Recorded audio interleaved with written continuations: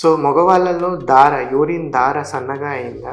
ఇంతకుముందు బాగానే ఉంది, సన్నగా అయిపోయింది. అయితే మీకు చాలా కారణాలు ఉన్నాయి. దాంట్లో వన్ ఆఫ్ ద ఇంపార్టెంట్ మనకి ఈరోజు మనం డిస్కస్ చేసేదంటే స్ట్రిక్చర్ యురేత్రా.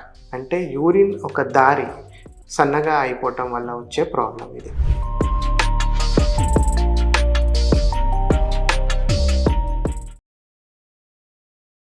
హాయ్, నేను మీ డాక్టర్ ప్రవీణ్, కన్సల్టెంట్ యూరాలజిస్ట్ మరియు ఆండ్రాలజిస్ట్. సో ఇది సాధారణంగా మగవాళ్ళలో చూసే సమస్య అనమాట. దీన్ని స్ట్రిక్చర్ యురేత్రా అంటాం. సో ఈ స్ట్రిక్చర్ యురేత్రా వల్ల ఏంటంటే యూరిన్లో ఎక్కడైనా సన్నగా అయిపోతుంది.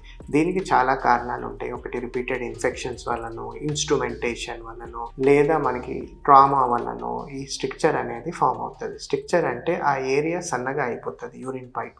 సో ఈ స్ట్రిక్చర్ ఉన్నప్పుడు మనకి ఏం ప్రాబ్లంలు వస్తాయంటే యూరిన్ మనం ఫ్రీగా పాస్ చేయలేము, దార తగ్గిపోతుంది, ఎక్కువ ప్రెషర్ చేసి పోయాల్సి వస్తుంది, యూరిన్ పోసాక కూడా కొన్నిసార్లు నిల్వ ఉంది అనిపిస్తుంది. సో మనం స్ట్రిక్చర్ యురేత్రా ఉన్నప్పుడు ఒక ఎక్స్రే చేస్తామన్నమాట. ఆ ఎక్స్రేని RGU అంటాం, రెట్రోగ్రేడ్ యురెథ్రోగ్రామ్.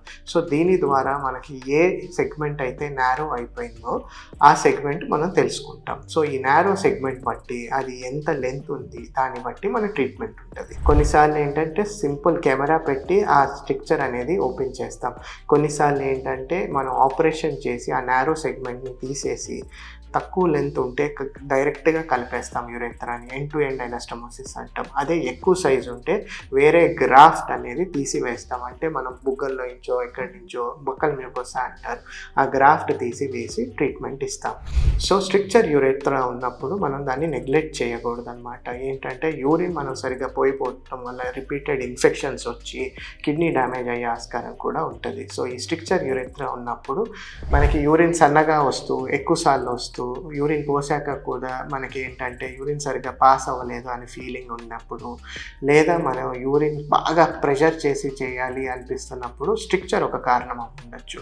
సో ఒక రైట్ యూరాలజిస్ట్ని కన్సల్ట్ అయ్యి మనం ఆ స్ట్రిక్చర్ని ఇవాల్యుయేట్ చేసుకొని దానికి తగిన ట్రీట్మెంట్ తీసుకోవాలి. Okay, thank you.